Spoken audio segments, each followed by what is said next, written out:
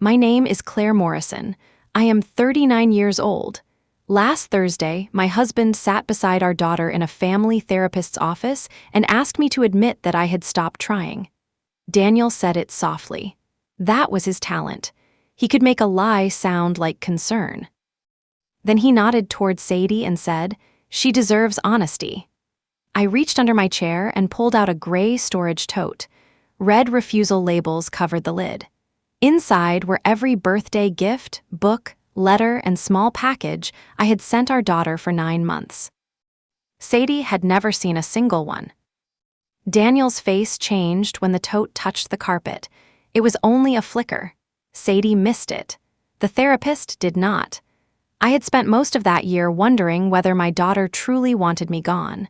Daniel had spent it making sure she believed I was already gone. He told her I forgot her birthday. He told her I stopped calling. He told her the silence was my choice. What he did not know was that one package had escaped him. That one yellow scarf opened a door he had worked very hard to close. Before I tell you how that box reached the therapist's office, tell me what you would do. Would you protect a child from an ugly truth, or would you show her the proof and let her decide? I thought silence was kindness. That mistake cost me months with my daughter. It also taught me that peace built on a lie is not peace.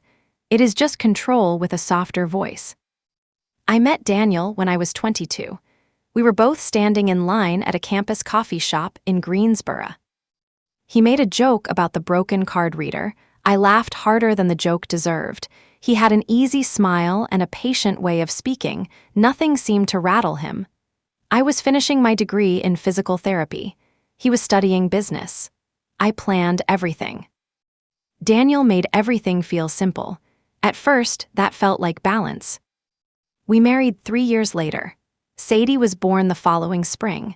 She came out with dark hair, furious lungs, and Daniel's dimple in her left cheek. I loved her before the nurse placed her on my chest. Daniel cried into my shoulder. For a long time, that memory protected him in my mind. Whenever something felt wrong, I returned to the young man who had cried over our daughter. I told myself that man was still in every room with us. The first cracks were small. Daniel hated open conflict. He did not yell, he edited. If I remembered a conversation one way, he would tilt his head and offer a calmer version. If Sadie was upset with him, he would explain what she really meant. If I wanted to discuss a problem, he would ask whether I was tired. He never called me irrational. He simply spoke as if my feelings were weather passing through the room.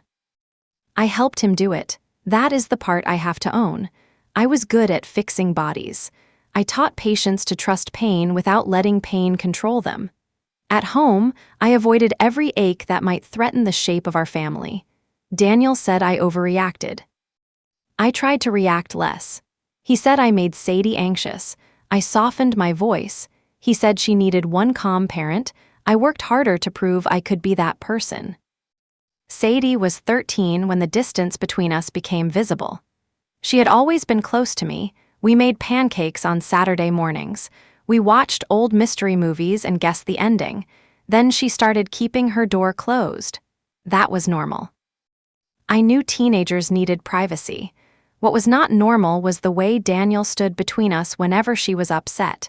He would say, "Let me handle this one." I usually let him. The night our marriage changed began with a school email. Sadie had missed 3 assignments in science. I asked her about them after dinner. She looked at Daniel before she answered. He said she had been overwhelmed and needed support, not pressure.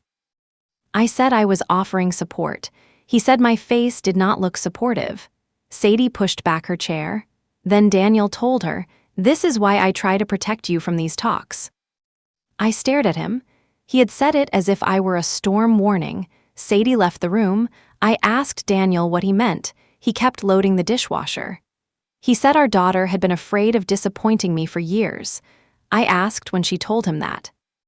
He said she did not need to use those exact words. He knew her. The answer landed harder than a shout. He was not describing Sadie's feelings. He was claiming ownership of them.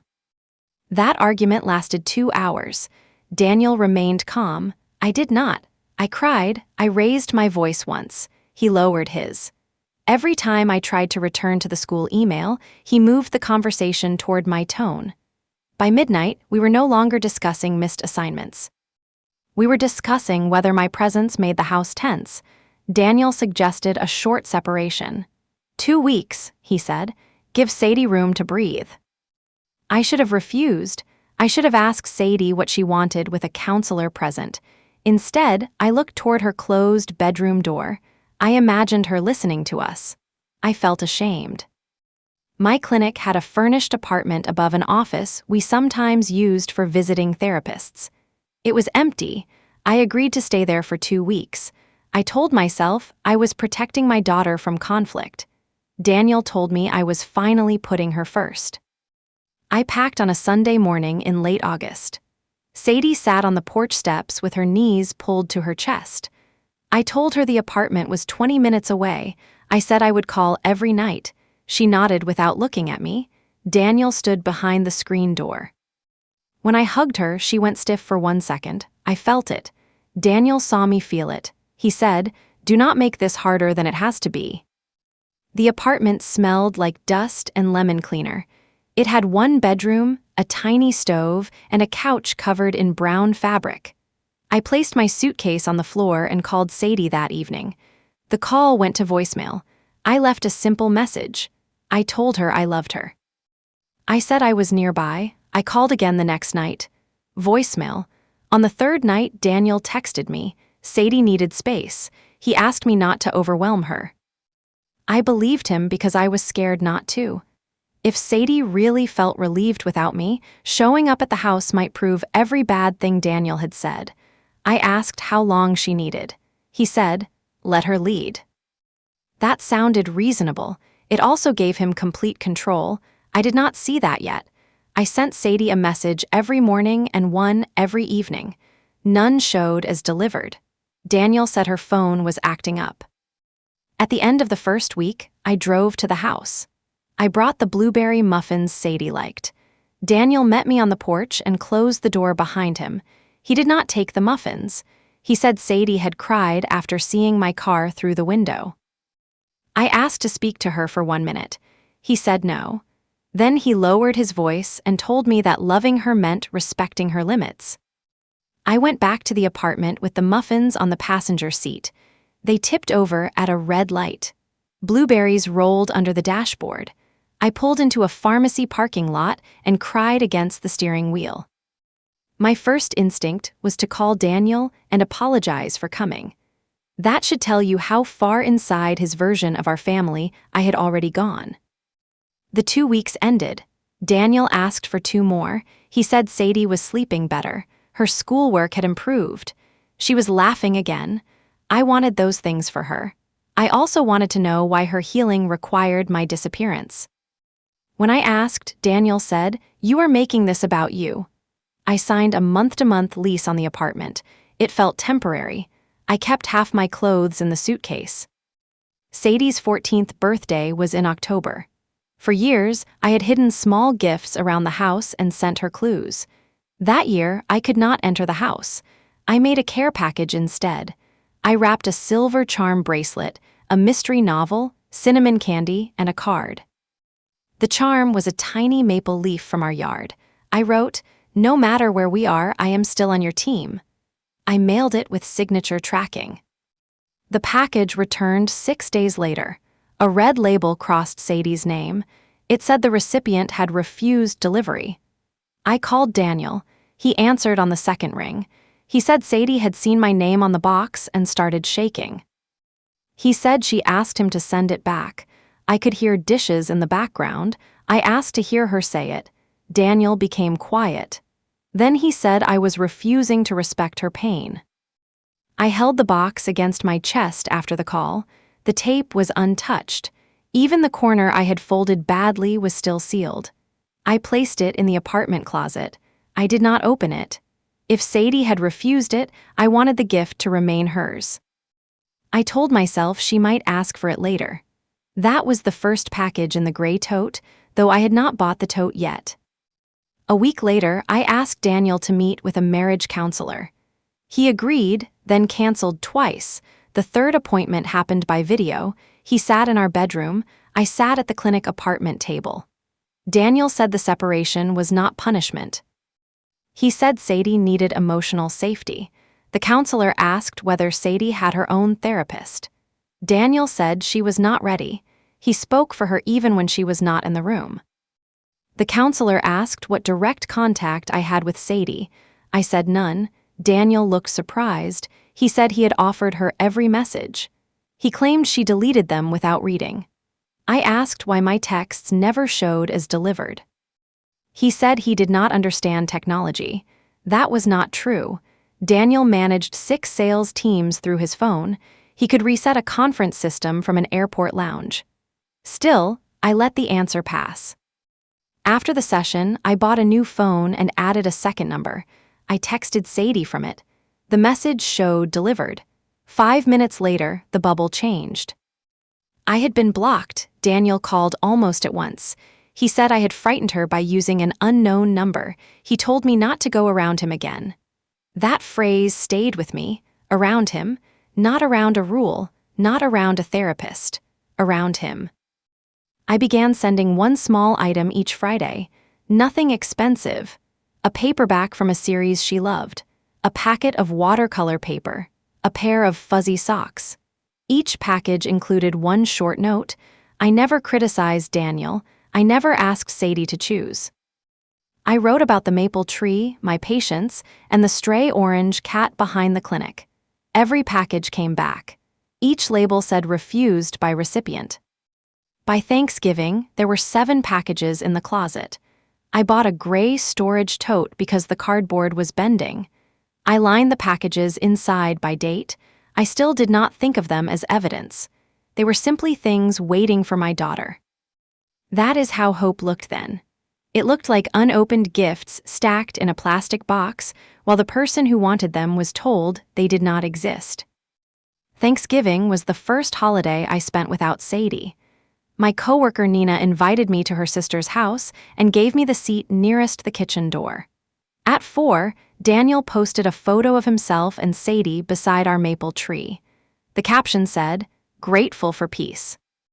Nina took the phone from my hand and asked, "Who decided what peace means?" I had no answer. I called a family lawyer the next week. Her name was Marisol Vega. She was direct without being cold. I expected her to tell me to go home and take my daughter. Instead, she explained that we had no written parenting schedule. Daniel did not have more rights than I did, but a scene at the house could frighten Sadie and become part of his story. Marisol advised me to request mediation and document every attempt at contact. I hated the word document. It made motherhood sound like an expense report. Still, I began a simple calendar. I marked each call, text, visit, and returned package. I saved carrier emails. I wrote only facts. No adjectives, no guesses. The calendar showed something my heart could not. I had not disappeared. I had tried to reach Sadie almost every day. Daniel refused mediation at first. He said formal steps would make Sadie feel like property. He offered a private conversation instead. We met at a diner near the highway. He arrived with a yellow legal pad. On it, he had written conditions for contact. I could send one email each week. He would read it first. I could attend public school events if I stayed away from Sadie. Visits would begin when she asked. I read the list twice. I asked what I could do if she never asked because she believed I had left. Daniel folded his hands. He said, "Then you live with the consequence of leaving." It was the first time he said the quiet part clearly. The separation had started as 2 weeks. Now he was treating it as abandonment. I told him I would proceed with mediation. He smiled and said I was choosing conflict. Christmas brought another package. I knitted a yellow scarf because Sadie had once complained that store scarves scratched her neck. I used soft yarn and worked on it after my shifts. The first version was too narrow. I pulled it apart and started over. I added a small stitched moon near one end. Sadie loved anything with moons. The package also held a card and a photograph of the orange clinic cat. That box came back on the day after Christmas. The refusal label was pressed across the moon sticker. I sat on the apartment floor and opened the gray tote. For the first time, I counted everything.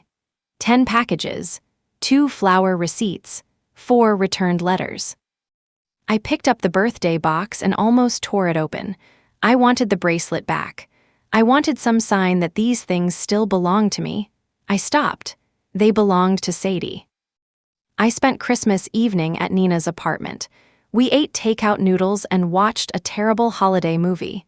Halfway through, I told her I might be hurting Sadie by continuing to send things. Nina paused the screen. She asked who had told me that. I said Daniel. She asked whether anyone else had. I said no. She pressed play again. That small exchange was the first crack in his control over my thinking. In January, Sadie's school held an indoor soccer tournament.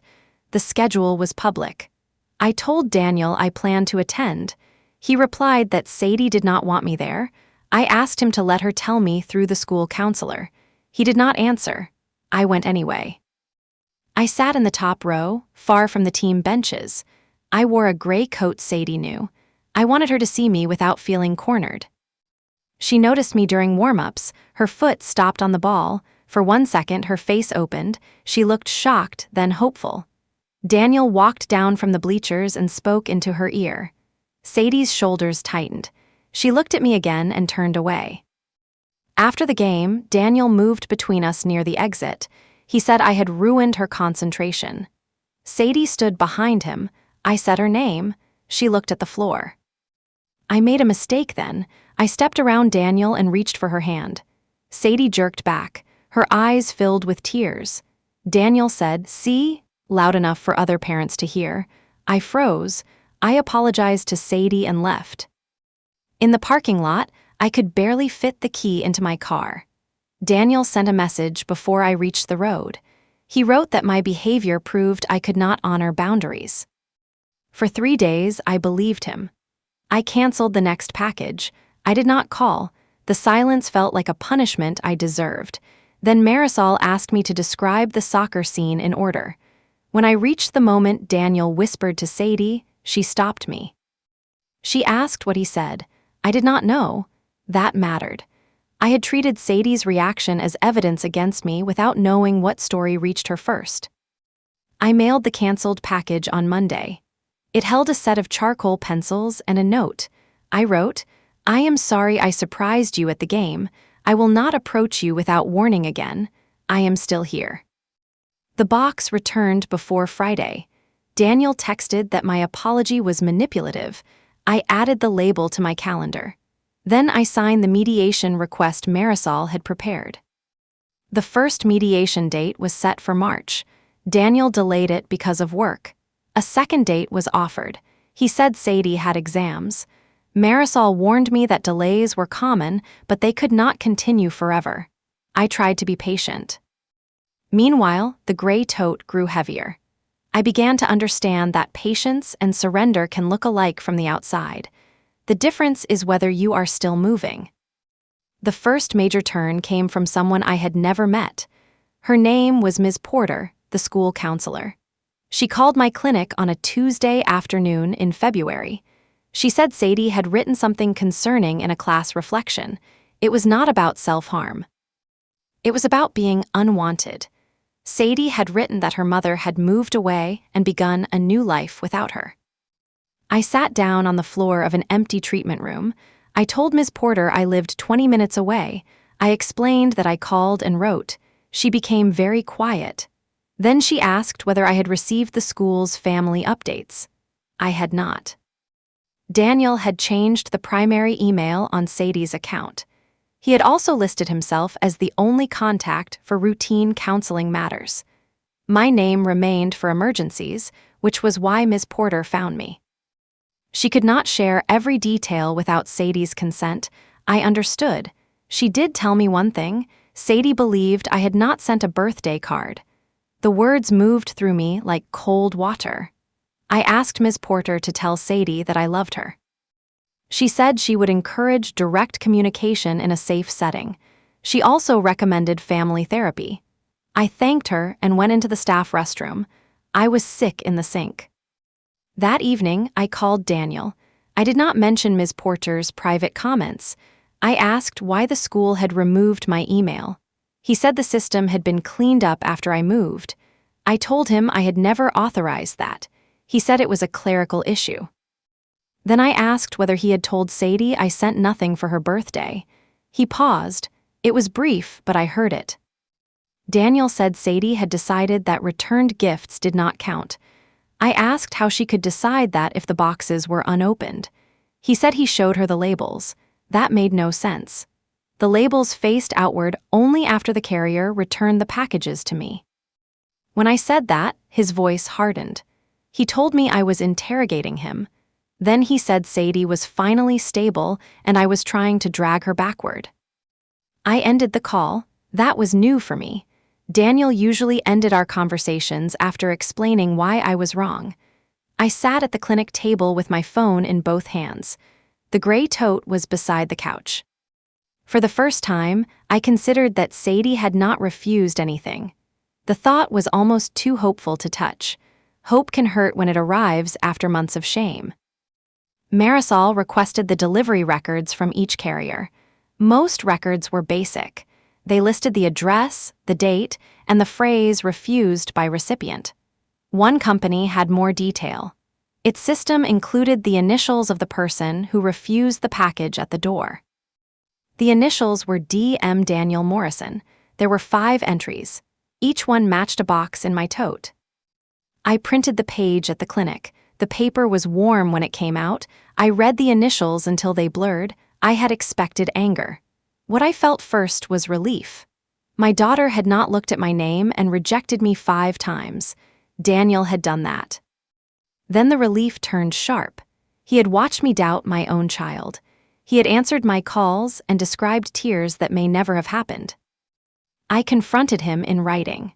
Marisol advised me to keep the message short. I wrote that carrier records showed he had personally refused multiple packages. I asked him to preserve all texts and delivery notices. I requested immediate contact with Sadie through a licensed family therapist. Daniel replied 3 hours later. He did not deny the initials. He said he had acted as a parent because the gifts were emotionally disruptive. Then he added a sentence that changed the entire shape of the fight. He wrote, "Sending objects is not the same as showing up." I read it twice. He had blocked my calls. He had turned me away from the house. He had delayed mediation.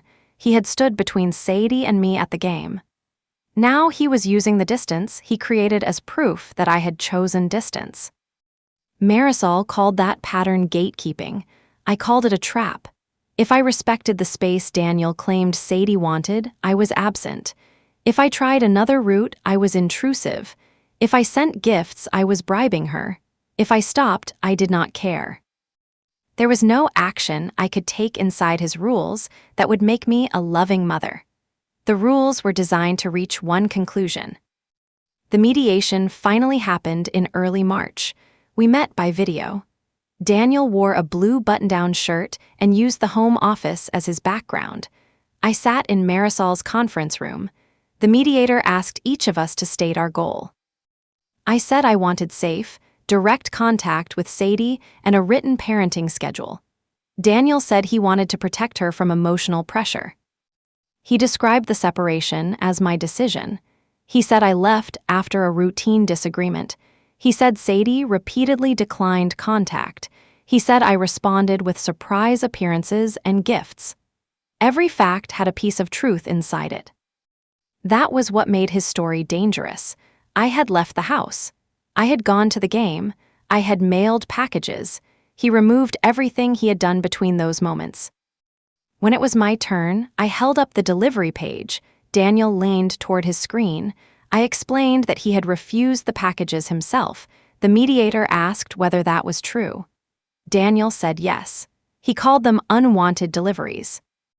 The mediator asked whether Sadie had personally seen or refused them. Daniel said he made the decision for her. His calm voice no longer protected the answer. The mediator recommended a family therapist and a temporary schedule for brief contact. Daniel agreed in principle. Then he insisted that therapy begin with individual sessions for Sadie. That was reasonable. I agreed. We selected Dr. Helena Brooks from a short list. She had experience with separated families and teenagers. The first available appointment was 4 weeks away. I left mediation with a date and no guarantee. It felt small. Still, it was the first thing Daniel could not move by himself. He could no longer decide when contact began. A neutral person had entered the room. The gray tote returned to the apartment with me. I placed it near the door instead of in the closet. I was done hiding the proof from myself. Dr. Brooks met with Sadie first. Daniel drove her. I sat in my car across the street because I could not bear to be far away. I did not try to enter. After the appointment, Dr. Brooks called me. She said Sadie was not ready for a joint session. She also said the girl carried a fixed belief that I had chosen work and freedom over her. Dr. Brooks would not reveal private details. She did ask whether I had evidence of attempted contact. I told her about the gray tote. She asked me not to show it to Sadie yet. Proof could help, but timing mattered. A child should not feel placed on a witness stand. I agreed. That instruction was hard. I wanted to drive to the house, open every box on the lawn, and force the truth into daylight. Instead, I waited. For once, waiting was not Daniel's rule. It was a professional boundary with a clear purpose. Daniel used the delay. He sent me a draft separation agreement through his lawyer. Most of it covered ordinary things: the house, the cars, our shared savings. Then I found a paragraph about Sadie. It said I had voluntarily limited contact for several months, and that Daniel had maintained her stable routine. The wording turned his obstruction into my admission. I called Marisol. She said not to sign. She also said the paragraph showed why the returned packages mattered. Daniel was not only shaping Sadie's memory, he was building a written record. If I accepted his language, he could point to my signature later. I felt foolish for ever thinking the gray tote was only sentimental. It had become the only part of those months he could not rephrase. Daniel asked to meet alone. I refused. He called that hostile. Then he sent a voice message. He said the paragraph was not blame, it was a practical summary. He reminded me that court fights were expensive. He said Sadie would suffer if I insisted on proving who did what. His final sentence was, "Sometimes a good mother absorbs the ugly part." He meant I should absorb his lie. I saved the message and sent it to Marisol. Then I made another mistake. I replied while angry. I wrote that I would show Sadie every label and let her see exactly who had abandoned whom. The message felt powerful for 6 minutes. Then I read it again. I had put Sadie in the center of a contest. Daniel forwarded it to Dr. Brooks before I could apologize. Dr. Brooks called me the next morning. She was not unkind. She said the message confirmed Sadie's fear that any reunion would become a trial about Daniel. I wanted to defend myself. Instead, I admitted she was right. I told her I had been desperate. She said desperation explained the message but did not make it safe. We agreed that I would not send proof directly. The truth needed a room strong enough to hold it. That conversation hurt more than Daniel's accusations because it was honest. I had spent months trying to prove I was not the dangerous parent. In one angry message, I had acted in a way that could frighten Sadie. I could not undo it by saying Daniel started everything. I wrote Dr. Brooks a short apology. I wrote Sadie one too, but I kept it inside the tote until the therapist approved it. A week later, Dr. Brooks allowed a 10-minute video call. She stayed on screen. Daniel sat somewhere off camera with Sadie.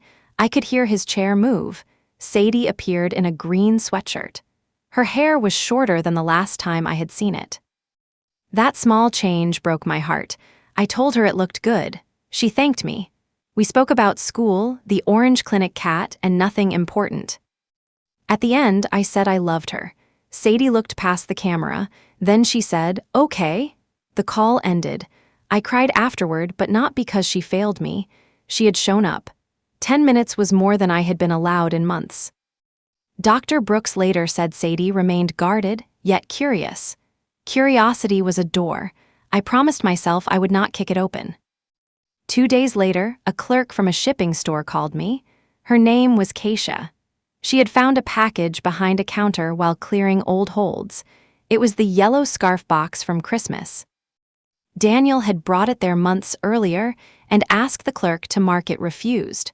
A holiday worker entered the return incorrectly. The box remained in storage instead of coming back to me. Keisha found my number on the original receipt. She asked whether I wanted the box shipped back. I said yes, then stopped. I asked whether the store had any record of who brought it in. She checked. The transaction included a scanned signature. Daniel had signed his full name. She emailed me the record. It was clearer than the carrier initials. He had personally delivered the box and asked that it be returned. The package should have reached me the next day. It did not. Keisha called again. Before the store could ship it, Sadie arrived with her friend Leela and Leela's mother. The original pickup email had gone to our shared family account. Sadie showed the code and her school identification card. The clerk released the box to her. I could not speak. Keisha thought the line had dropped. I asked whether Sadie opened it there. She said no. She tucked the box under her arm and left with Leela. I thanked her. Then I sat at the clinic desk and watched my phone. No message came that afternoon. None came that evening. I imagined Daniel finding the box. I imagined another lie. I could do nothing without turning the moment into pressure. The message arrived the next morning through my clinic email. The subject line said one word: scarf. Sadie wrote, "Did you make the yellow scarf with the moon on it?" My hands shook so hard I mistyped my password twice. I answered with Dr. Brooks copied. I wrote, "Yes. I made it for Christmas. I am glad it reached you. You do not have to answer anything else today." 3 minutes later, Sadie replied, "Dad said you sent nothing." Then another message appeared. Was there a birthday package? I looked at the gray tote near my desk. The silver bracelet was still sealed inside. I wanted to say everything. I wanted to pour 9 months into her inbox. Instead, I wrote, "Yes, it is safe. There are other returned items too. Dr. Brooks can help us talk about them when you are ready." Sadie did not respond again. The silence lasted 2 days. This time, it did not feel empty. It held a question Daniel could no longer erase. The yellow scarf had done what my arguments could not. It had reached our daughter without his permission and carried one simple fact. I had remembered her. Daniel did not call me for 3 days. That was unusual. He usually rushed to explain any event before I could understand it. When he finally called, he said Sadie had found the scarf through a shipping error. I said it was addressed to her. He said that did not make it appropriate. I asked whether he had told her I sent nothing. He replied, "I told her what she could emotionally receive." That sentence ended something in me. Until then, a small part of me still hoped Daniel had made a series of bad choices during a painful separation. I could imagine fear. I could imagine pride. I could imagine a father trying too hard to keep a teenager steady. But he was not describing a mistake. He believed he had the right to decide which facts our daughter could know. I asked him one direct question. Did Sadie refuse any of the packages herself? He did not answer. He said the question was too simple. I asked again. He accused me of preparing a courtroom trap. I asked a third time. Finally, he said, "Not in the way you mean." That was his admission. I ended the call and sent a written summary to Marisol and Dr. Brooks. Sadie returned to therapy wearing the yellow scarf. Dr. Brooks told me only that much. She also said Sadie had asked to see me in person. The first meeting would happen in the therapist's office. Daniel objected to the gray tote being present. Dr. Brooks agreed that I should not bring it to the first visit. She wanted Sadie to meet me before meeting the evidence. I arrived 20 minutes early. My hands were cold despite the warm day. Dr. Brooks placed us in a room with 2 chairs and a small couch. Sadie entered through another door. The scarf was looped once around her neck. She looked taller. I stood, then stopped. I let her choose the distance. She sat at the far end of the couch. We talked for 30 minutes. Dr. Brooks guided us when silence became heavy. Sadie asked why I left. I told her I agreed to a 2-week separation because I thought the fighting was hurting her. She said Daniel told her I had been planning to move out for months. I said that was not true. I did not attack him. I simply answered. Each plain sentence felt like lifting a board from a sealed window. Then Sadie asked why I did not come back after 2 weeks. I told her Daniel said she needed more space. Her face tightened. She said he told her I wanted more freedom. I could see how carefully the 2 stories had been built. To me, he said she rejected me. To her, he said I rejected her. Each of us waited for the other to prove him wrong. I apologized for believing him instead of finding a safer way to ask her. That was mine to own. I also apologized for approaching her at the soccer game. Sadie stared at the carpet. She said Daniel had told her I came to take her away from school and make her live in the clinic apartment. I had never said that. At the game, she had not pulled away from her mother. She had pulled away from a threat he invented. I felt anger rise so fast that my ears rang. Dr. Brooks noticed. She asked me to place both feet on the floor. I did. I told Sadie I had never planned to force her anywhere. She looked at me for a long time. Then she said, I did want you to come to my birthday. I could not answer at first. The grief was too large for words. I did not tell her about every returned package. I said I had sent a birthday box and that it remained sealed. I asked whether she wanted to see it at a later session. She nodded. That was all. We ended with a short hug. Sadie held herself stiff for the first second, then her shoulders dropped. I remembered the porch on the morning I left. This time, no one stood behind a screen door. Daniel was waiting in the lobby. He saw the scarf. He saw our faces. He asked Dr. Brooks to speak privately. She declined. She said any discussion about the session would follow the agreed process. Daniel looked at me and said, I hope you are proud of yourself. Sadie heard him. Dr. Brooks stepped between the moment and our daughter. She told Daniel to take that concern to an adult session. In the parking lot, Sadie reached for my sleeve before leaving. She whispered, Do not stop emailing. Daniel turned. She let go. I nodded once. That request became my new rule.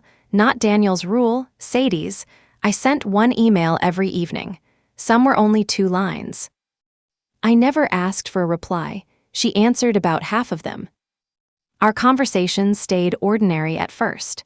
She told me about a science project and a friend named Leela. I told her about a patient who brought a rubber chicken to every appointment. Ordinary details rebuilt trust better than speeches. Daniel could argue with my motives. He could not make a rubber chicken into a threat. Daniel responded by changing tactics. He stopped calling me unstable. Instead, he described himself as overwhelmed. He told the mediator that he had made imperfect choices while managing Sadie's distress alone. He said he wanted a cooperative solution. Then he proposed that we sign a statement saying both parents had misunderstood Sadie's wishes. The sentence looked balanced. It was not. I had misunderstood because Daniel lied to me. He had not misunderstood. He had signed refusals, blocked numbers, changed school contacts, and told our daughter I sent nothing. Calling that mutual confusion would erase the direction of the deception. Marisol advised me not to trade truth for a faster agreement. I was tempted. Sadie had begun speaking to me again. I wanted the conflict to end. Daniel offered 2 weekends a month if I accepted the statement and left the returned gifts out of therapy. He said reopening every package would only make Sadie angry. Part of me wondered whether anger was worse than the lie. That was the old habit. I still measured safety by how little discomfort Daniel had to face. Nina helped me see it. We sat behind the clinic during lunch. The orange cat watched us from under a car. I told her I could sign one vague paragraph and get more time with Sadie. Nina asked what Sadie would learn if I did. I said she might learn that adults sometimes compromise. Nina shook her head. She may learn that the calmest person gets to rename what happened. I declined Daniel's proposal. I did not send a speech. I wrote that contact with our daughter could not depend on a false statement. I accepted the temporary weekends already recommended in mediation. I requested that all communication use a monitored co-parenting application. I also asked that neither parent interfere with mail, school records, or direct contact unless a professional documented a safety concern. Daniel replied with 4 pages. He accused me of escalating. He said the app treated him like a criminal. He said the mail rule was humiliating. The length of his answer told me the boundary mattered. For 9 months, he had controlled the path between Sadie and me. A written path he could not edit frightened him more than any argument. The first weekend visit was scheduled for late April. Sadie arrived with one backpack and the yellow scarf tied around its handle. Daniel parked at the curb. He did not come to the door. Sadie stood in the apartment and looked around. The brown couch was still ugly. My suitcase was finally empty. Her framed school photograph sat on the shelf. She touched the frame as if checking whether it was real. We made grilled cheese. We watched half of an old mystery movie. Sadie fell asleep on the couch before the ending. I covered her with a blanket and sat on the floor nearby. I did not take a picture. I did not text Daniel. I did not need proof of that moment. My daughter was in the room. That was enough. The weekend was not perfect. Sadie found the angry message I had sent Daniel weeks earlier. He had printed it and placed it in the side pocket of her backpack. She read the sentence where I threatened to show her every label. Her face closed. I told her the truth.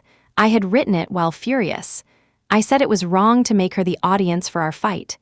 I did not blame Daniel for showing it to her. She asked why he would put it in her bag. I said I could not answer for him. That was another change. I no longer translated Daniel. I no longer guessed at his motives and called the guess a fact. I could tell Sadie what I knew, what I did, and what I regretted. The rest belonged to him. On Sunday, she asked to see the gray tote. I said we would do that with Dr. Brooks. Sadie became angry. She said everyone kept deciding what she was ready to know. The words were fair. I explained that the tote held 9 months of pain, and I did not want to open it between grilled cheese and a car ride. She thought about that. Then she agreed to ask for a full session. Dr. Brooks scheduled the meeting for Thursday. Daniel would attend. Sadie wanted both of us there because she had questions about the packages. Dr. Brooks set one condition: the session would not become a custody argument. We would discuss what happened, what each person knew, and what rules were needed now. Daniel agreed by email. The night before, he came to the clinic apartment without warning. Sadie was back at the house. I spoke to him in the parking lot. Daniel looked exhausted. For the first time, his shirt was wrinkled. He said the session could destroy Sadie's trust in both of us. I asked what he wanted. He said I could bring the birthday box, but not the full tote. I asked why. He said the volume would look theatrical. He said 22 packages made him appear cruel when he had been trying to slow an unhealthy flood of contact. That was the first time he admitted the number. He knew exactly how many items he had returned. I had never told him the count. Daniel offered another agreement. If I left the tote at home, he would support weekly visits and remove the disputed paragraph from our separation draft. He called it a clean start. I asked whether he would tell Sadie that he refused the gifts himself. He said he would say communication had been mishandled. I asked whether he would admit telling her I sent nothing. He looked away. Then he said, "She was angry with you. I gave the anger somewhere to go." I understood his motive at last. Daniel was afraid Sadie would blame him for the separation, so he built a safer parent and an absent parent. He kept the role that stayed. He assigned me the role that left. Every returned package protected that arrangement. I told him the tote would be in the room. He warned me that Sadie might hate me for making her see it. I said that was possible.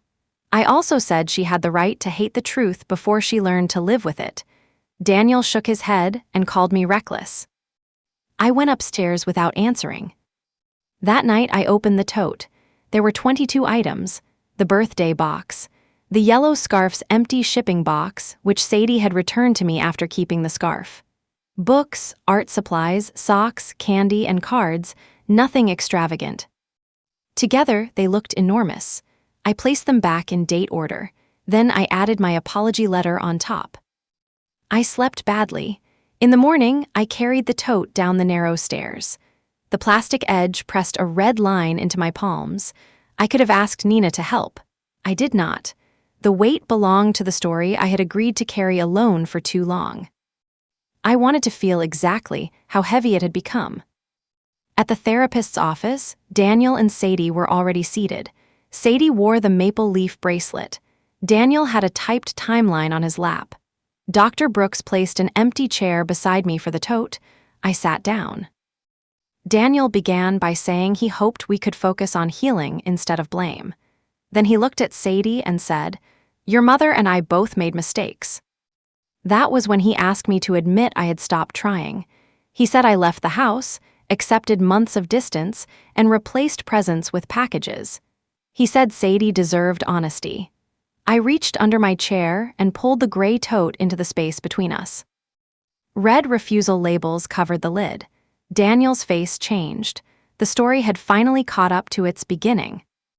Dr. Brooks asked Daniel to finish his statement. He looked at the tote instead. His typed pages trembled once, then became still. He said the packages were not proof of healthy contact. He said some had arrived after Sadie asked for space. Sadie turned toward him. "I never knew they came," she said. Daniel told her he had been trying to protect her. He reminded her how upset she was after I left. He said each box created a new cycle of hope and disappointment. Sadie asked how a box could disappoint her if she never saw it. Daniel answered that parents sometimes had to make choices before children understood them. I felt the old urge to interrupt. Dr. Brooks lifted one hand. She asked Daniel a precise question. "Did Sadie personally refuse any item in that tote?" Daniel looked at me. Then he looked at the therapist. He said no. The word was quiet. It changed the room. Sadie stared at the red labels. "You said Mom did not send anything for my birthday." Daniel said he meant she had not shown up in the way Sadie needed. Sadie asked why he returned the bracelet. He said he did not know there was a bracelet. That answer was true. He had never opened the box. He had rejected it without knowing what our daughter was losing. I unclipped the carrier record from the lid. I gave it to Dr. Brooks, not Sadie. The therapist read the 5 entries with Daniel's initials. Then she read the shipping store record with his full signature. Daniel said the paperwork proved only that he handled the returns. He did not deny it anymore. He changed the argument from whether he did it to why he was entitled to do it. That was his last safe place. He said I had been unpredictable. He mentioned the soccer game and my angry message. I agreed that both were mistakes. He looked surprised. I said, "Those mistakes are mine. They do not turn your choices into mine." The sentence did not sound dramatic. It sounded clean. I opened the tote. The first item was the birthday package. Sadie already knew it. I placed it on the carpet near her feet. The second was a mystery novel. The third was the watercolor paper. I did not make a speech about each one. I read the dates. October 9th. October 16th. October 23rd. One attempt after another. One refusal after another. Sadie's breathing changed. Dr. Brooks asked whether she wanted to pause. Sadie shook her head. She picked up the book and looked at the label. The box was addressed correctly. Her name was written in my block letters. The red sticker crossed it like a warning. She asked Daniel whether he carried that one back too. He said he could not remember every package. Daniel leaned forward. He told her that gifts did not erase the fact that I left. I said he was right about one part. Gifts did not erase anything. They did not erase my decision to leave for 2 weeks. They did not erase my fear or my mistakes. They also did not erase his blocked calls, refused deliveries, changed school contact, and delayed mediation. He said I was turning our daughter against him. I looked at Sadie. She was holding the paperback against her chest. I told her she did not have to choose a good parent and a bad parent. She could love her father and still know what he did. She could be angry with me for leaving and angry with him for lying. Her feelings did not have to protect either adult. Dr. Brooks asked Sadie whether she wanted the session to continue. Sadie said yes. She asked me how many items were in the tote. I told her 22. She asked Daniel how many he returned. He said most of them. She asked whether he blocked my number. He said he limited contact because she was overwhelmed. Sadie said, I thought she blocked me. Daniel's face folded for a second. He said he never told her that. Sadie reminded him of the night she borrowed his phone and tried to call me. My contact would not connect. Daniel told her I had blocked the family plan. He now said he may have misunderstood the phone settings. I took out my old service records. They showed repeated outgoing attempts. I gave them to Dr. Brooks. Daniel began to cry.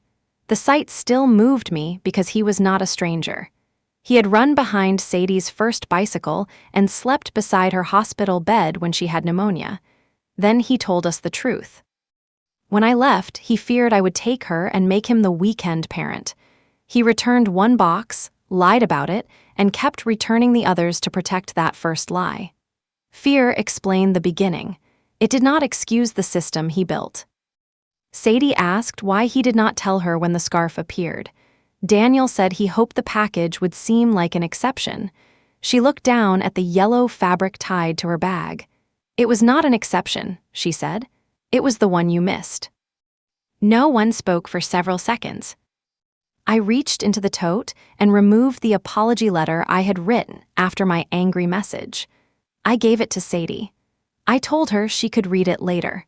I said I was sorry for leaving without a plan that protected our relationship. I was sorry for trusting second-hand answers longer than I should have. I was sorry for using proof as a threat when I felt powerless. Then I turned to Daniel.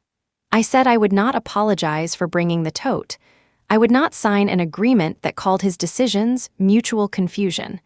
I would not allow contact with Sadie to pass through him again. My lawyer had prepared a revised temporary parenting plan. It required the co-parenting application, direct access to school records, and a neutral mailing address for Sadie's correspondence.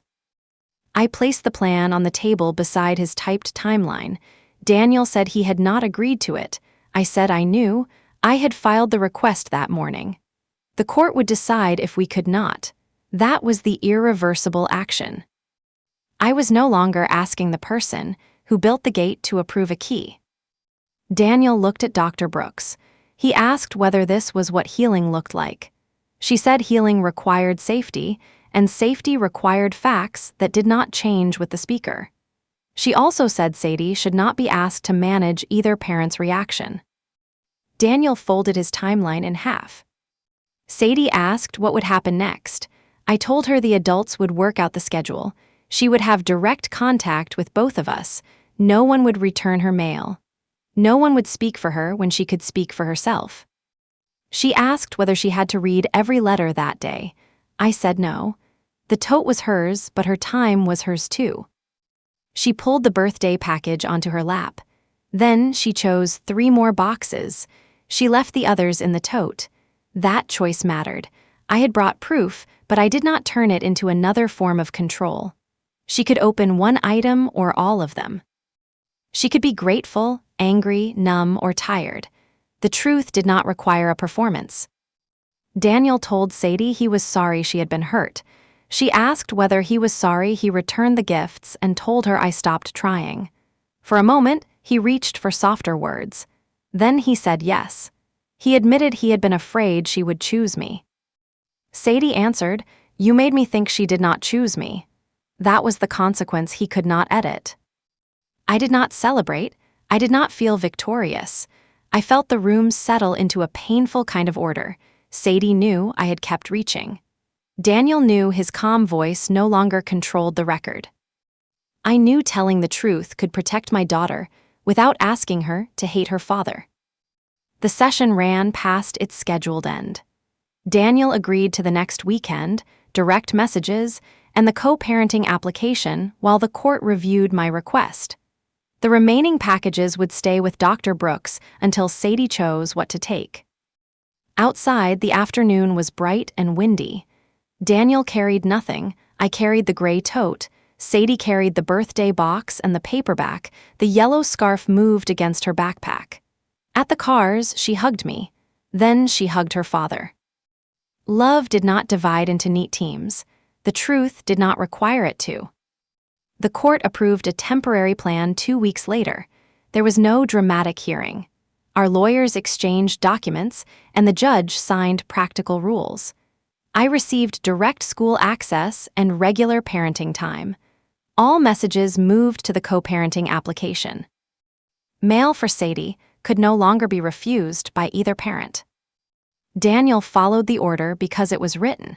He continued therapy on his own. Some days he admitted what he had done. Other days he called it a bad response to a frightening separation. I stopped waiting for the perfect apology.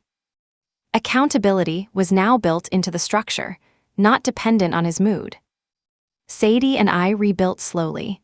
We did not try to replace 9 months in one summer. We cooked. We watched mysteries. We argued about wet towels. She opened the returned packages when she wanted. Some made her laugh, some made her cry. One stayed sealed for weeks because the date on it felt too painful. The gray tote eventually came home with us. Sadie peeled off the red refusal labels. She saved one inside her journal. Then she filled the tote with letters we wrote to each other during therapy. Those letters were not evidence. They were not arguments. They were simply ours. I moved from the clinic apartment into a small townhouse with a room Sadie helped choose. She picked blue curtains and a lamp shaped like a moon. My suitcase went into the attic. For the first time since August, I stopped living as if I might be asked to disappear again. I still regret leaving without a clear plan. I still wish I had trusted my own relationship with Sadie sooner. But regret is not the same as accepting someone else's version of you. I was not a mother who stopped trying. I was a mother who mistook silence for safety, then learned to speak where the truth could be heard. If someone controls every path between you and a person you love, that is not protection. It is power. Keep the message. Keep the receipt. Ask for a neutral room. Most of all, do not let the person closing the door convince you that you walked away. Sadie wears the yellow scarf on cold mornings. The stitched moon is slightly crooked. I made it that way without noticing. She says that is her favorite part. Every time I see it, I remember what one missed package changed. Daniel had returned every gift I sent. He could not return the truth once it reached her.